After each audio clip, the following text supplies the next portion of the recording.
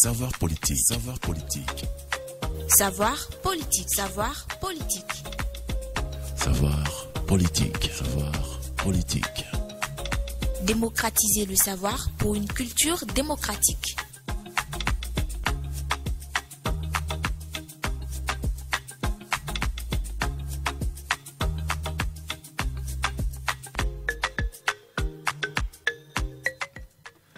Bonsoir chères auditrices, chers auditeurs, c'est l'heure de votre rendez-vous bi-hebdomadaire Savoir politique sur votre radio Océan FM. Mesdames et messieurs, bonsoir et merci de prendre le rendez-vous de votre émission.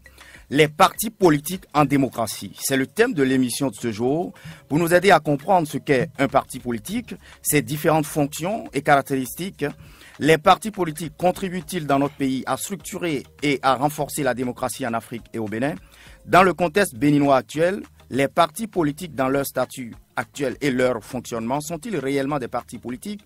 Ailleurs, les partis politiques sont perçus et analysés selon leur visage idéologique. Est-ce le cas au Bénin? Nous ne pourrons pas parler de partis politiques sans nous référer également à la récente charte des partis politiques au Bénin qui a été adoptée au Parlement il y a quelques semaines. Cette charte porte-t-elle en elle l'espoir de contribuer à donner à nos partis politiques un visage nouveau? C'est pour répondre à ces différentes préoccupations et questions que nous avons invité pour vous deux universitaires.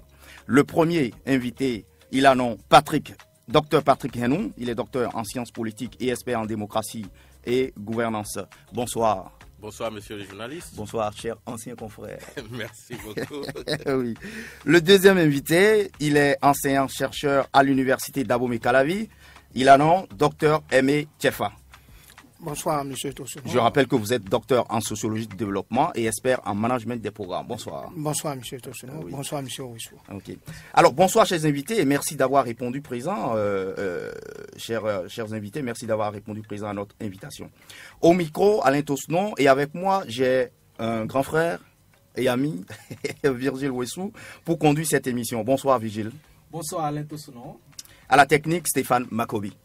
Savoir politique, il faut le préciser, est une émission à caractère pédagogique et d'éducation à la citoyenneté, initiée par le Centre d'études sociologiques et de sciences politiques CESPO, en collaboration avec Océan FM, la radio des défis. Le CESPO, faut-il le rappeler, est un laboratoire de recherche politique de l'Université d'Abomey-Calavi, dirigé par le professeur agrégé Ije Kakaï, coordonnateur du master recherche en sciences politiques fondamentales. À 18h30, nous allons suivre la chronique du professeur Ije Kakaï, oui, agrégé de sciences politiques. Cette chronique va nous apporter davantage de précisions sur le thème du jour. Chers amis auditeurs, participez aussi au remue-ménage de ce numéro en répondant à la question qui suit via WhatsApp au 94 11 29 09 ou sur notre page Facebook Centre d'études sociologiques et de sciences politiques CESPO. La question du jour est: les premiers partis politiques au Bénin sont nés avant la Seconde Guerre mondiale. Vrai ou faux? Justifiez votre réponse en 2 phrases au maximum. Je répète, les premiers partis politiques au Bénin sont nés avant la Seconde Guerre mondiale. Vrai ou faux? Justifiez votre réponse en 2 phrases au maximum. Plusieurs lots sont bien sûr à gagner, notamment des ouvrages offerts par l'ambassade des États-Unis par le Bénin et le CESPO. Okay. Alors, je rappelle que les auditeurs peuvent aussi intervenir en direct sur l'émission pour poser leurs différentes préoccupations sur le thème en appelant les numéros 65 00 24 24 ou 21 33 84 19. Je répète, les numéros 65 00 24 24 ou le 21 33 84 19. Le standard sera ouvert dans une trentaine de minutes. Alors, docteur Patrick Henou, nous commençons avec vous. Dites-nous, qu'entend-on par parti politique? Merci beaucoup pour la question. Je salue au passage les initiateurs de l'émission et en particulier le CESPO de l'Université d'Abomey-Calavi. Pour répondre précisément à votre question, je voudrais faire observer qu'il existe plusieurs définitions, mais je vais m'en référer à une seule, celle de Burdeau. Et donc, selon lui, le parti politique est tout regroupement d'individus professant des vues politiques et essayant donc de rallier à cette cause le maximum d'individus ou de citoyens possibles dans le seul but, n'est-ce pas, d'aller à la conquête du pouvoir et donc de l'exercer également.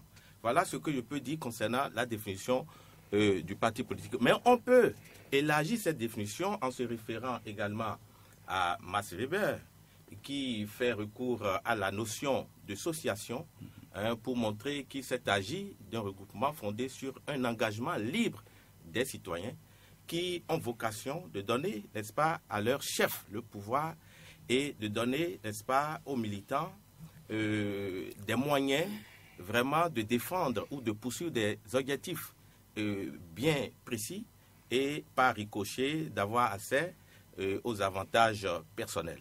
Mais lorsqu'on se réfère, n'est-ce pas, à la charte des partis politiques, on peut faire observer que le parti politique... La nouvelle charte des partis politiques, bien sûr. Tout à fait. On peut faire observer qu'il y a un certain nombre de missions qui sont assignées aux partis politiques. Si vous le permettez, je le rappelle très rapidement. Premièrement, on peut dire que le parti politique a vocation, n'est-ce pas, d'animer la vie politique, de former des citoyens, de les préparer à assumer des charges en ce qui concerne la gestion des affaires publiques et de proposer des listes de candidatures et donc de contribuer efficacement à l'animation de la vie politique. Voilà ce qu'on peut dire brièvement pour retracer les points saillants qui émergent de la charte en ce qui concerne les missions assignées aux partis politiques en République du Bénin. Dites-nous, docteur Aimé Cheffa, quelles peuvent être les caractéristiques d'un parti politique? Merci. Je voudrais commencer d'abord par dire que je suis du CESPO. Et puis, c'est un bonheur de travailler aux côtés du professeur Kakaï. En peu de temps, j'ai appris beaucoup de choses. C'est également un plaisir de retrouver mon ami Patrick Henou sur ce plateau. Alors, je voudrais, pour répondre à votre question, commencer par renchérir les définitions multiples données par le docteur Henou, en disant également que Benjamin Constant définit les partis politiques comme... Et lui, là, sa définition est restée beaucoup plus proche de la sociologie des organisations, et notamment la sociologie des organisations politiques, qui conçoit donc un parti politique comme une organisation politique qui essaye et tente d'influencer l'action publique gouvernementale en faisant nommer ses propres membres et ensuite en proposant des idées au gouvernement en place en vue du développement du pays. Donc il faut retenir dans cette définition organisation, influence, positionnement ou nomination, puisqu'en fait c'est aussi ce que les partis politiques font de tout le temps. Alors pour en venir de façon concrète, je vais dire à la structuration et aux caractéristiques des partis politiques. Il faut se référer essentiellement à la typologie des partis politiques. Et là, je voudrais me référer aux théories de Robert Michel, qui date de 1914, qui a fait un excellent travail en la matière.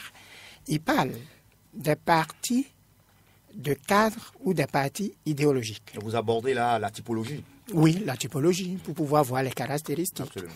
Il parle des partis de cadres ou des partis idéologiques, d'accord, ou des partis doctrinaires. Il parle des partis de masse ou des partis pragmatiques. Et il parle du parti communiste comme un cas particulier de parti de masse. Après, il parle de partis minoritaires. Lorsque vous allez en Suisse, par exemple, le parti des fermiers est un parti minoritaire. Vous avez le parti des ouvriers qui est un parti en France, qui est un parti minoritaire. Et ensuite, il parle des partis rigides, il parle des partis souples. Donc, voilà, selon lui, les différentes sortes de partis politiques que nous avons. Toutefois, je voudrais préciser que la classification des partis politiques est en lien avec le courant ou la pensée politique et ensuite avec l'expression du vote. Donc, de ce point de vue-là, vous aurez également des partis positionnés à gauche, des partis positionnés à droite et des partis positionnés au centre, selon que nous sommes en France, aux États-Unis, en Allemagne ou en Grande-Bretagne. Alors, de ce point de vue, par exemple, les gauchistes en France, leur équivalent aux États-Unis sont les démocrates, Et si les républicains les républicains sont de la droite, comme en France, quoi. Absolument. Voilà. Donc, voilà un peu la classification qu'on peut faire des partis politiques. Et tout cela, bien entendu, c'est avec l'idéologie, l'idéal type politique qui est défendu, le mot d'ordre de ralliement, la façon de promouvoir ces cadres ou ces représentants, leur vue et leur perception sur l'économie et le développement et leurs caractéristiques ou méthodes propres quant à l'animation de la vie politique nationale. Alors, docteur Patrick Hénon, c'est vrai que dans donnant la définition du parti politique, vous êtes revenu un peu sur les fonctions, mais est-ce que vous pouvez encore nous préciser davantage, c'est-à-dire les fonctions d'un parti politique? Merci beaucoup. À quoi devrait servir un parti politique? Avant d'en arriver là, je voudrais quand même compléter un peu la définition, en tout cas l'intervention de mon confrère et collègue Dr Tchefa, pour dire quand même qu'il y a deux éléments fondamentaux qu'on pourrait ajouter. Premièrement, en dehors donc des partis de cadre, des partis de masse, on peut s'en référer à Otto Kirchheimer, qui a mis l'accent sur catch-all parties, des partis attrape-tout. Et la particularité à ce niveau, c'est des partis qui sont des partis de rassemblement. Mais au-delà même du fait que ce sont des partis qui cherchent à ratisser l'âge, il y a le fait que ces partis sont comme des partis qui guettent des postes de responsabilité pour contenter leurs militants. Et donc, on s'inscrit là déjà dans une logique un peu prébandière de rentabilisation, donc de l'appartenance à un parti politique. Et ce qu'on peut ajouter, qui constitue le deuxième élément fondamental, c'est qu'il y a une trame qui transparaît au niveau donc de tous les partis pris ensemble, quels que soient les types de partis auxquels on a affaire. Et là, on peut se référer exactement à Robert Michels, qui parle justement donc de l'oligarchie, qui est cette façon par laquelle la masse reste dominée par une élite, reste commandée et dominée par une élite. Donc voilà les deux aspects sur lesquels on peut insister rapidement pour renchérir. Pour compléter, docteur Tchefa. Mais je reviens, quels sont, c'est-à-dire à quoi devrait servir un parti après politique. Avoir défini c'est quoi le parti politique, maintenant, quelles sont les fonctions? À quoi doit servir un parti politique? Merci beaucoup. Premièrement, le parti politique est un regroupement de citoyens qui a vocation d'accéder au pouvoir. Si vous voyez un seul parti politique qui nie cette obligation, c'est qu'il doit cesser d'exister. Et donc, aller à la conquête du pouvoir. Mais pour en arriver là, il va falloir ratisser l'âge, convaincre les militants. Il va falloir animer la vie politique, pouvoir se prononcer. Il va falloir former les citoyens à la vie civique. Il va falloir les préparer les militants à assumer les charges qui sont celles relatives à la gestion des affaires publiques. C'est ça, on parle de recrutement, des militants. Tout à fait. Absolument. Tout à fait. Okay. Donc, voyez-vous, et un parti politique, quel que soit son bord, doit pouvoir se prononcer, a un programme à faire valoir, et donc doit pouvoir se prononcer sur l'actualité et sur les positions prises par l'exécutif ici ou là. D'accord. Alors, docteur Tchefa, dites-nous, l'autre manière, quand on revient dans le contexte béninois, l'autre manière aussi de différencier les partis politiques, c'est que nous avons été habitués ici, chez nous, on parle de partis d'opposition et de partis de la mouvance. Est-ce que c'est un peu ça en Afrique? Et de façon concrète, quelle est la différence entre un parti d'opposition et un parti de la mouvance? Bon, en fait, les partis politiques, à l'avènement d'un nouveau régime, se positionnent. Mais ce positionnement, il faudrait comprendre que sous d'autres cieux, est fait depuis l'origine et ne change pas. Vous ne verrez jamais le Parti socialiste en France dire qu'ils sont de la droite et donc qu'ils veuillent militer aux côtés du président Macron, par exemple. C'est pas possible. Donc, il y a des positionnements durs et rigides qui, depuis la lune des temps, est déjà resté comme tel parce que ce sont des positionnements du point de vue idéologique et qui se corsent de ce point de vue-là. Parce qu'il y a ceux qui sont capitalistes, comme les droitiers, qui ont une ouverture d'esprit par rapport à l'économie, qui ne gaspillent pas les ressources de l'État, qui essayent d'amasser de la richesse pour l'État et qui en distribuent très peu conformément aux besoins. Alors que lorsque vous allez à gauche, ce sont des points de vue qui, en fait, ne font que rallier, développer des positions par rapport à la solidarité nationale, à la distribution de la richesse nationale du point de vue d'équité, de justice et d'égalité, toutes choses qui, ici, en réalité, n'existent pas. Si nous allons appliquer les théories sociologiques, politiques ou les théories de la science politique telles que nous le connaissons à partir des exemples des pays occidentaux et de quelques pays asiatiques, au cas typique béninois, nous allons nous perdre. Alors, au Bénin, il serait mieux d'élaborer une autre sorte de typologie des partis politiques, en parlant, par exemple, puisque au Bénin, il n'y a pas de parti qui soit réellement de l'opposition ou de la mouvance. Chaque parti politique, en fonction de ses intérêts de l'heure, se positionne ou se repositionne. En fonction de son leader dit charismatique, cherche à trouver sa part dans ce qui est en train d'être fait. Il n'y a pas une ligne idéologique traditionnelle tracée depuis la nuit des temps qui est suivie de façon ferme et aveugle. À l'exception quand même du Parti communiste, on connaît ça. Mais en citant tout à l'heure les partis politiques, je vous ai parlé du Parti communiste qui est un cas spécifique des partis de masse. Okay. Et quand vous allez en Chine, il n'y a que le Parti communiste. La Chine n'a pas de parti politique, c'est l'unique qui anime la vie nationale et politique en Chine. Vous allez en France, il y a le Parti communiste français, donc il y en a un peu partout. Il est encore très actif dans les deux Corées, quoique dans la Corée du Nord, c'est plus actif que dans la Corée du Sud. Donc ça, c'est une exception. Okay. Vous avez au Bénin des partis entreprises. Par exemple, Monsieur X a un peu d'argent, il a un peu de relations, il veut faire de la politique pour des raisons qu'il connaît. Il réunit ses amis, quelques membres de sa belle famille, arrive un peu à convaincre son village et il crée son parti. Vous vous soumettez à lui, sinon il vous vire. C'est son affaire, c'est lui qui met ses sous, personne ne cotise. Vous voulez donc dire qu'au Bénin ou en Afrique, les partis politiques se positionnent dans le registre de l'opposition ou de la mouvance selon les intérêts. C'est en quelque sorte cela. Hein? Bien sûr, selon les intérêts, ajoutons politique. Selon les intérêts politiques. Bien sûr. Pas forcément selon l'idéologie politique de départ qui est connue de tous. Bien sûr. Mais qui parle de parti politique parle du fait partisan, docteur Patrick René.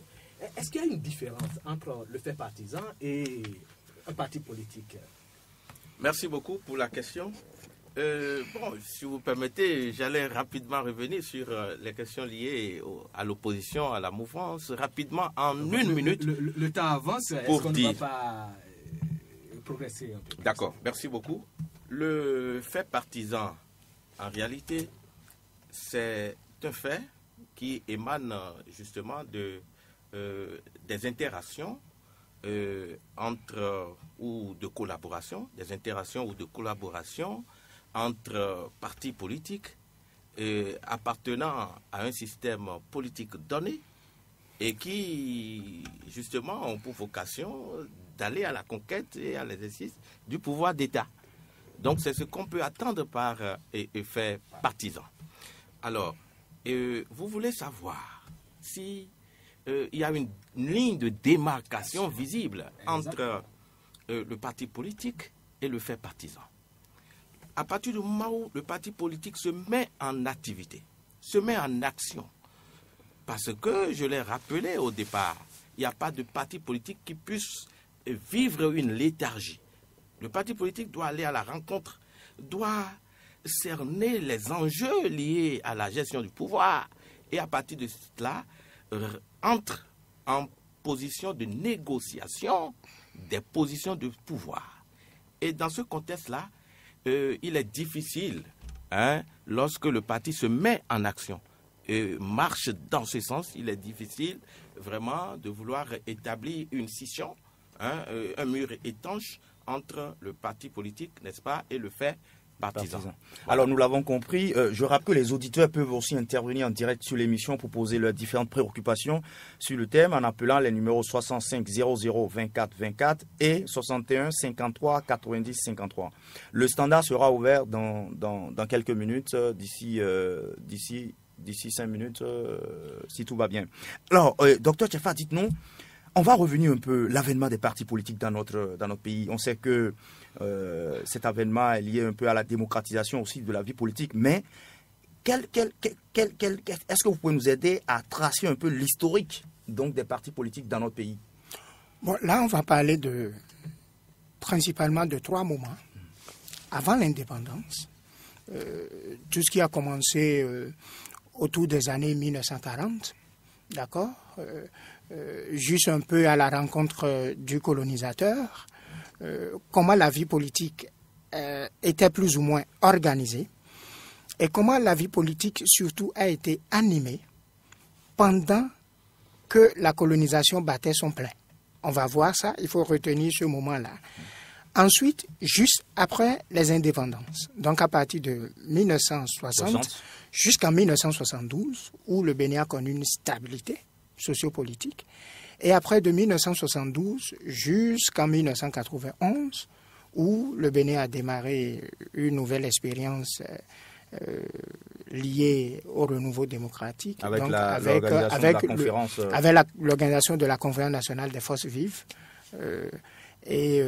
donc le multipartisme intégral tel que nous sommes en train de le connaître aujourd'hui. Okay. Alors, en me référant donc à ces 3 périodes de l'histoire politique de notre pays, il faut dire que les Africains, pour la plupart, ceux qui, au contact du colonisateur, suite au référendum constituant, avaient connu, disons, réellement le RDA africain, le RDA, Rassemblement démocratique africain, comme parti politique, qui a essayé un peu en Afrique de l'Ouest d'étendre ses tentacules, parce qu'il faut également tenir compte du fait que, selon que nous sommes un pays francophone ou un pays anglophone, le phénomène n'est pas toujours le même et n'a pas le même visage. Donc, en me spécifiant uniquement au cas du Bénin, il y avait d'abord le pays qui a été morcelé au regard des idéologies politiques de l'époque. Vous vous souvenez par exemple du PPA, muet, devenu après UDD, d'accord, porté par Justin Tometian Omanegbe, qui de l'autre côté avait son répondant qui est le PRD, porté par Sourouminga Apiti, et dans le nord, Hubert Koutoukou Maga a initié et porté le groupement ethnique du Nord, le GEN-D. Alors, ces 3 partis politiques ont essentiellement animé la vie politique en faisant des alliances, les uns contre les autres, 2 contre 1, 1 contre 2, autour de ces 3 principaux leaders, avec d'autres leaders qui se ralliaient ou se repositionnaient en fonction des enjeux politiques. Jusqu'à ce que, en 1960, il y a eu accès à l'indépendance et qu'à partir de là, ces partis ont commencé par changer de visage pour pouvoir militer au sein des organes politiques et notamment retrouver une place au sein du gouvernement. Et je me raccourcis parce qu'on n'a pas beaucoup de temps pour en arriver jusqu'en 1972, où maintenant vous savez qu'on est entré dans la logique de parti unitaire, encore appelé parti État, qui est le PRPB, donc qui a consolidé l'animation de la vie politique de 1972. Vous vous rappelez les 3 glorieuses de l'histoire de notre pays. Bon, voilà, les 30 novembre. Bon, donc, jusqu'en 1990, où la situation économique est devenue totalement délétère, qui a conduit à la conférence nationale, et par la suite, le multipartisme intégral, où on a des blocs qui, en s'inspirant du passé, se sont consolidés. Parce que, par exemple, le Rajemo, le rassemblement des jeunes du Mono, le grand Mono de l'époque, qui carrément a mué et est devenu le PSD, le Parti social-démocrate de Bruno Amoussou. Adrien Roumbedi de l'OUME a repris son PRD en disant simplement qu'ici, il s'agit du renouveau démocratique. Vous voyez un peu. Et puis, Nicéphore Soglo a repris l'UDD qu'il a plutôt transformé en Renaissance du Bénin, et le Nord avec le Fa Alafia qui s'est rebaptisé sur les cendres du groupement ethnique du Nord, après avec des scissions à l'intérieur, le cas d'Union et consorts. Donc voilà un peu ce qui s'est passé jusqu'à maintenant, et il faut dire que aujourd'hui vous avez un paysage très très varié, exagérément foisonnant, de plus de 267 partis politiques, ce que d'aucuns appelleraient une pagaille partisane. Mais très rapidement, on peut dire aussi qu'il y a une nouvelle ère qui s'ouvre avec l'avènement de la loi sur la charte, l'avènement de la charte des partis politiques, oui. Où on tend vers un regroupement de partis. Oui, mais ne nous précipitons pas. Vous avez, en fait, dans l'histoire politique des peuples, le regroupement des partis politiques ne se décrète pas, en fait. Ce sont des événements qui conduisent les partis politiques à se retrouver. Je ne sais pas encore si c'est effectivement le moment.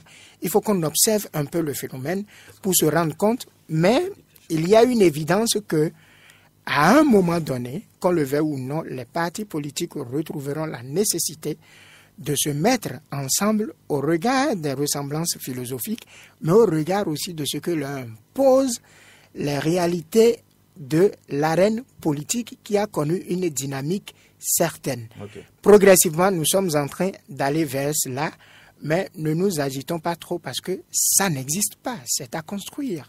C'est beaucoup d'individualités et d'ego qui ont fonctionné comme tel pendant des décennies qu'il faut fondre et mettre ensemble et en faire un ciment.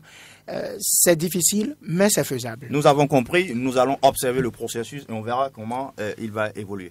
Oui, docteur Patrick Grenon, nous allons parler du parti unique, du multipartisme et du multipartisme intégral, mais avant, vous voulez compléter? Oui, tout à fait.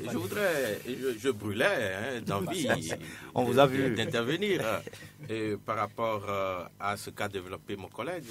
Je voudrais quand même faire observer que la réalité liée aux partis politiques a pris corps, n'est-ce pas, à partir donc du 19e siècle aux États-Unis, où on a connu le Federalist Party qui a permis... Pour retracer l'historique des partis politiques dans le monde. Qui a permis l'élection du deuxième président des États-Unis en la personne de John Adams. Et par la suite, on se rendra compte que l'histoire même des partis politiques reste fortement liée à la démocratisation de la vie publique et qui reste le résultat de l'institutionnalisation des régimes, comment il va dire, de représentativité, et en plus l'élargissement du suffrage universel. Voilà les différents éléments qu'on peut évoquer pour tracer un peu le parcours.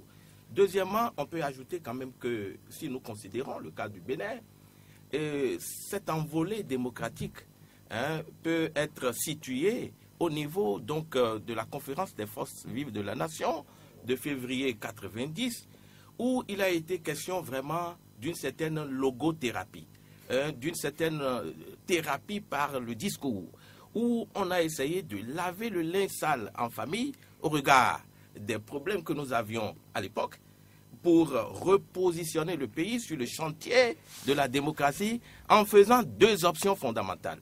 L'option donc du pluralisme politique que l'on remarque à travers l'affirmation du multipartisme intégral, et de l'autre côté nous avons également l'affirmation, n'est-ce pas, du pluralisme social marqué par la multiplication et la croissance des associations, développement, des ONG, etc., etc. Voilà un peu comment on peut repositionner l'histoire, hein, pour comprendre un peu comment on est parti du monde au Bénin.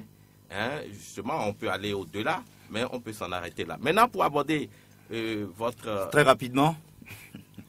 Votre deuxième question, qui a rapport au parti unique. Le parti unique, c'est comme un système dans lequel on n'a qu'à faire à un seul parti. C'est le parti État. C'est ce que Thomas Birschenk, hein, a appelé le commando. C'est un peu comme le Kommando-Staat en allemand, l'État commando. Et en fait, l'idée du parti unique a été marquée et retracée aussi par Michalon, qui parle de l'hypercentralisation de l'État. Et dans ce cas de figure, il n'y a qu'un seul son de cloche. C'est un seul parti où on ne permet pas la concurrence. Et l'élection, dans ce cas de figure, n'est pas pertinente. C'est une mise en scène, c'est une mise en scène. On peut le dire ainsi. Et on assiste par ce biais à des résultats à fleuve, à des suffrages, des scores fleuves. Est-ce que vous voyez? Donc c'est de ça qu'il est question. Maintenant, si vous abordez le multipartisme, et le multipartisme, c'est aussi un système dans lequel on a la présence de plusieurs partis. Mais ici, le nombre reste limité. Alors que le multipartisme intégral que nous pratiquons est un système où on permet la multiplication, même à des chiffres exponentiels des partis politiques. Okay. Voilà ce qu'on peut dire. Oui, rapidement, je voudrais le compléter en quelques secondes. En quelques secondes. Ouais. Il a parlé de multipartisme et de parti unique. Je voudrais le compléter en parlant de l'apartisme, l'absence de parti. Il n'y en a pas. C'est le cas au Koweït, en Arabie Saoudite et également sous le colonel Kadhafi en Libye. Maintenant, il y a le bipartisme. C'est-à-dire qu'il y a plusieurs partis politiques qui animent la vie politique nationale, mais il n'y a que deux grands blocs ou tendances qui émergent. Récemment, jusqu'à un passé récent, c'était le cas en France. La droite au pouvoir un peu longtemps, la gauche vient pour rééquilibrer, la droite revient. C'est le cas aux États-Unis également, où on parle de démocrates et de républicains, ou en Grande-Bretagne, où on parle de conservateurs de Labour Party, le parti des travaillistes. Donc, voilà un peu les quatre systèmes. L'apartisme, le parti unique ou parti État, le bipartisme et le multipartisme. Ok, merci. À présent, nous allons suivre la chronique, une chronique qui a été réalisée par le professeur Idien Kakaï, agrégé de sciences politiques, et nous revenons pour poursuivre le débat. Savoir politique. Savoir politique. Savoir politique. Savoir politique. Savoir politique. Savoir politique. Bien avant l'indépendance des années 1960, le fait partisan a été institué par le colon pour, entre autres, rendre dynamique l'animation de la vie politique dans les États d'Afrique. Ce principe est consacré dans les régimes démocratiques puisque la conquête et l'exercice du pouvoir politique se font essentiellement par le biais des partis politiques. Un parti politique est une association reposant sur un engagement libre ayant pour but de procurer à leur chef le pouvoir au sein d'un groupement et à leurs militants actifs des chances idéales ou matérielles de poursuivre des buts objectifs, d'obtenir des avantages personnels ou de réaliser les deux ensemble.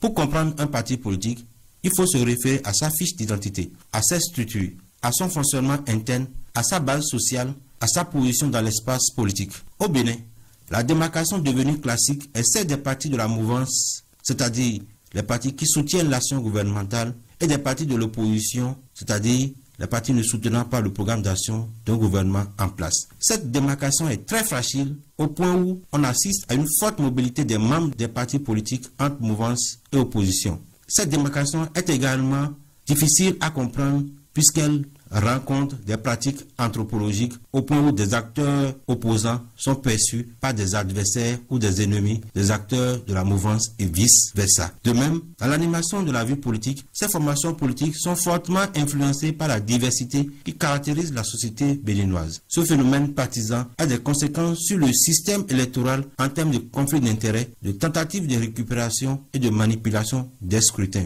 De tels comportements politiques renvoient à l'idée selon laquelle les formations politiques se prennent pour des entreprises où les formations politiques présentent des tendances oligarchiques. La question qui se pose est de savoir si les partis politiques structurent et consolident le processus démocratique. En effet, le multipartisme intégral, mis en place après la Conférence nationale souveraine de février 1990, explique la floraison des formations politiques. Certes, en 1990, un multipartisme intégral se justifiait, mais de nos jours, il faille envisager un multipartisme encadré. On est passé de moins d'une dizaine de partis politiques en 1990 à plus de 250 en l'espace de 25 ans. Les enjeux autour du pouvoir ont mis à nu, d'une part, les tendances au regroupement sur base ethnique et régionale, et d'autre part, ces enjeux révèlent la monétarisation des rapports de pouvoir. Vu la sociologie actuelle des partis politiques, on peut en déduire que l'incapacité des partis politiques à désigner en leur sein un candidat pour briguer la magistrature suprême ou à soutenir un candidat dans une approche concertée induit une relative atrophie des fonctions essentielles des partis politiques telles que la programmation, la socialisation, l'éducation à la citoyenneté, l'encadrement des élus et la sélection des gouvernants. On a l'impression que les partis politiques disposent d'une clientèle qui fonde une relation de marché. De même, on a l'impression que des acteurs politiques quittent la vie politique en même temps que leurs partis politiques cessent de fonctionner. À ce niveau, et en se référant au comportement des partis politiques, notamment lors des présidentielles, le chercheur s'interroge sur la manière dont la démocratie béninoise fonctionne en présence de partis politiques hégémoniques, de partis politiques éclatés, de partis politiques à caractère diffus, de partis politiques ancestraux incapables de renouveler le corps politique. La critique est sûrement percutante, mais à l'analyse, une anomie politique caractérise le fait partisan au Bénin. La crise partisane devenue persistante et récurrente est un signe manifeste de la précarité de démocratie au sein des partis politiques. De fait, la modernisation des partis politiques qu'on pourrait espérer du vote d'une nouvelle charte des partis politiques par le législateur béninois qui reste et demeure un acteur politique peut être une lueur d'espoir. Cependant, la loi n'est pas l'équation à résoudre, mais c'est plutôt la déviance des comportements politiques qu'il faut craindre. Savoir politique. Savoir politique. Savoir politique. Savoir politique. Savoir politique. Savoir politique. Alors, donc, je rappelle que les auditeurs peuvent, à partir de maintenant, nous appeler sur les numéros 65 00 24 24 et 61 53 90 53. Je rappelle 65 00 24 24 et 61 53 90 53. Je rappelle aussi que les auditeurs peuvent participer à notre jeu Remis Ménage, dont la question du jour, c'est les premiers partis politiques au Bénin sont nés bien avant la Seconde Guerre mondiale. Vrai ou faux? Justifiez votre réponse en 2 phrases au maximum. Pour répondre à cette question, vous avez tout simplement donc à donner votre réponse via WhatsApp au numéro 94 11 29 09 ou sur notre page Facebook Centre d'études sociologiques et de sciences politiques CESPO. Alors, vous avez écouté, chers invités, la chronique. Alors, une réaction par rapport donc à cette chronique que nous venons d'entendre. Moi, j'ai retenu que dans notre pays, il arrive que des partis politiques se comportent comme des entreprises. Vous l'avez évoqué tantôt dans votre analyse. Oui, je saisis la balle au bon pour réagir très rapidement. Oui, le professeur, on remercie le professeur Kakaï pour cette chronique.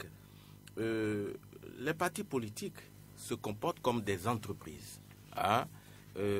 Michel l'a développé. Je crois aussi que lorsqu'on lit très bien d'autres auteurs comme Schumpeter, on s'en rend compte. Joseph Schumpeter. On s'en rend compte allègrement. Et donc, je pense pour ma part que c'est ça qui a conduit au déclin des partis politiques, à la désaffection des partis politiques, parce que justement, à ce niveau, on a pu observer que le militantisme a déserté le forum et qu'il a cédé plutôt place à l'hyper, si vous voulez, à la personnification des partis politiques, où les fondateurs se comportent comme en terrain conquis et prennent des décisions en ignorant d'emblée l'existence de la masse, l'existence des militants. Et c'est justement pour ces raisons que de plus en plus, on a l'intervention du financement occulte. Il y a un certain nombre de mots qui viennent se greffer à cette considération de parti politique comme entreprise et qui, comment je vais dire, inhibe pratiquement la position des observateurs avertis par rapport à cette question. Docteur Emechefa, est-ce qu'on peut dire à travers cette désaffection des populations à l'égard des partis politiques, est-ce qu'on peut lire à travers cela l'absence de respect de contrat qui lie les partis politiques et les populations, et ces partis politiques qui se transforment carrément en des clubs électoraux? Oui, et on peut même aller au-delà. Ce que vous dites est un fait, c'est une réalité pour qui connaît l'environnement et l'arène politique au Bénin. Mais il faut surtout mettre un accent particulier sur, le professeur Kakayi en a parlé dans sa chronique, sur la monétarisation des partis politiques qui a donné ce que Richard Banegas appelle la marchandisation du vote. On vous donne quelque chose pour que vous votez pour nous en retour. Et ce qu'on vous donne, c'est de l'argent ou c'est du bien matériel. La négociation politique à l'origine au Bénin n'était pas exclusivement autour de l'action publique du développement ou autour des politiques publiques du développement. Ce n'est pas que pour que vous ayez nos suffrages, vous devez nous construire une école, vous devez prendre l'engagement de faire de la césarienne gratuite, vous devez prendre l'engagement de faire de microcrédits aux plus pauvres, vous devez prendre l'engagement de renforcer la culture du niébé ou du maïs. Ce n'est plus uniquement ça. Chaque électeur pense à lui et à sa poche. Alors il dit, je n'ai pas a priori de candidat, je n'ai pas a priori de parti politique, je voterai pour celui qui me donnera beaucoup d'argent. J'accorderai mon suffrage au plus misant. Et cette monétarisation des partis politiques et cette marchandisation du vote a fini par engendrer ce que vous appelez désaffection de la chose politique. Jusqu'à l'heure où on parle au Bénin, il n'est pas rare de dire non, écoutez, moi je ne fais pas la politique. Ah non, si vous voulez faire la politique ici, je vais me lever et partir. Tout comme si faire de la politique, c'est comme appartenir à un groupe de mafia ou à un groupe de délinquants, alors qu'il n'en est nullement question. Ça devrait être un honneur et un plaisir de servir la nation au plus haut niveau dans ce que Weber appelle les superstructures de l'État et de la République. Donc, de ce point de vue-là, le multipartisme intégral n'a pas apporté grand-chose au Bénin. Or, on en a besoin dans une démocratie surtout plurielle, dans une démocratie où l'expression populaire est l'un des canaux forts pour pouvoir créer en même temps ce qu'on appelle la mise à l'agenda politique. Comment l'action publique du développement est-elle conduite? Comment les politiques publiques sont-elles élaborées? Dans une démocratie plurielle, il y a la liberté de pensée et d'esprit, il y a donc le lobbying des citoyens, la participation citoyenne qui est le mécanisme de contrôle des services rendus aux populations à la base pour que ces dernières se prononcent sur ce que ces services ont de bien ou de mal en fonction de leurs aspirations et de leurs besoins. Donc, de ce point de vue-là, la marchandisation du vote, la monétarisation des partis politiques nous a fait plus de tort que de bien et il est important que cela soit recadré. On espère vivement que la nouvelle charte des partis politiques pourrait se présenter comme une opportunité et dans le même temps comme un fait porteur pour que l'environnement politique et surtout l'arène politique béninoise soit assainie au regard des nouveaux enjeux.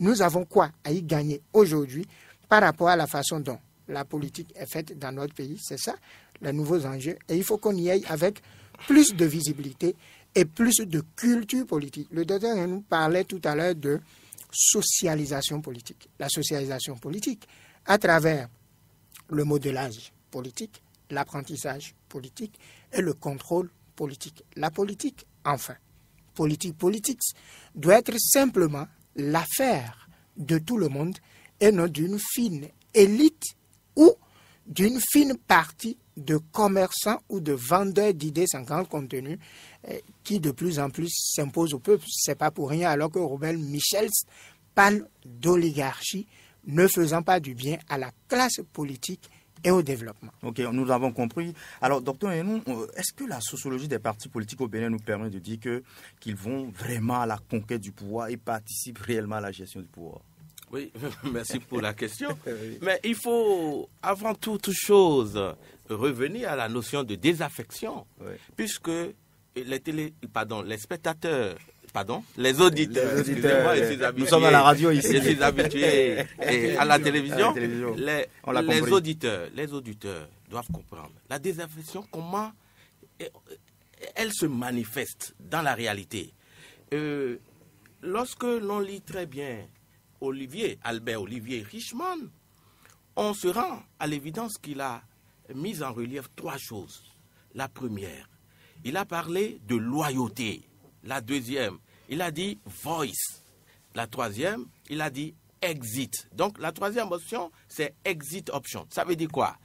La désaffection ici n'a rien à faire, n'a pas quelque chose de commun avec la loyauté. Elle a plutôt quelque chose de commun avec le voice. C'est-à-dire que les populations désintéressées donc, par rapport à la chose politique peuvent monter au créneau et dénoncer un certain nombre de choses. Ça, c'est la manifestation du voice. Mais lorsqu'elles ne le font pas, elles peuvent décider de bouder les élections. Et donc, on assiste par la désaffection, l'accroissement du taux d'abstention à l'occasion, par exemple, des élections. Voilà comment se manifeste la désaffection dans la réalité, sur le terrain concret qui est celui de l'espace politique béninois. Maintenant, pour en revenir au deuxième volet de la question et qui a justement rapport à la conquête, est-ce que les partis politiques aujourd'hui, dans notre contexte au Bénin, vont-ils réellement à la conquête du pouvoir et participent à la gestion du pouvoir? Tout à fait. Et il faut dire qu'on peut répondre d'abord par oui et non. Oui, si on considère les élections législatives, les partis politiques sont présents. Et là encore, c'est le jeu des alliances qui domine. Parce que si vous prenez les grands partis depuis 1990, vous comprendrez que les élections législatives, donc de 95, de 99, etc., vous constatez la décroissance des postes obtenus par ces partis politiques. Donc, à ce niveau, on peut dire dans une certaine mesure que ces partis contribuent. Mais pas du tout alors pour ce qui concerne les élections présidentielles, puisque de l'histoire de Béninois, on n'a pas encore constaté qu'un parti politique a réussi à placer, n'est-ce pas, un de ses militants à la magistrature suprême. Et donc, vous constaterez vous-même qu'il y a un problème à ce niveau, un problème relatif aux élections présidentielles. Mais pour ce qui concerne les élections communales et locales, on se retrouve peu ou prou dans le cas de figure que je viens de tracer et qui concerne les élections législatives. Voilà, très rapidement, ce que je pourrais dire concernant le rôle joué par ces partis politiques par rapport à la session, à ces postes de responsabilité. Merci bien. Nous comprenons que le temps est parti, c'est toujours comme ça. Il y a tellement beaucoup de choses à dire par rapport aux partis politiques dans notre pays. Docteur Tchefa, un dernier mot en quelques secondes. Merci. Je voudrais dire que l'acte fort et symbolique auquel nous avons tous souscrit à travers la Conférence nationale des forces vives de février 1990 n'a pas encore fini d'exprimer tout ce que cela a comme enjeu pour nous. Alors, il est important qu'on s'y mette, qu'on réorganise surtout l'environnement politique et l'arène politique en vue du développement de ce pays. Merci pour votre souhait. Amis auditeurs et auditrices, nous avons abordé avec vous différents compartiments du thème du jour, les partis politiques en démocratie. Pour ce 5e numéro de l'émission Savoir politique, nous avons été en compagnie de deux invités, Patrick Yenou, docteur en sciences politiques, et docteur Tchefa. Avec eux, nous comprenons ce qu'est un parti politique, les fonctions d'un parti politique. Prenez notre rendez-vous de votre émission Savoir politique pour le 30 septembre prochain. Nous parlerons du fait politique à la veille de la rentrée académique 2018-2019 pour lever tout équivoque sur cette terminologie. Au micro, c'était Alain Tosuno et Vigile Wessou. À la technique, Stéphane Makobi. Merci, bonsoir chez vous.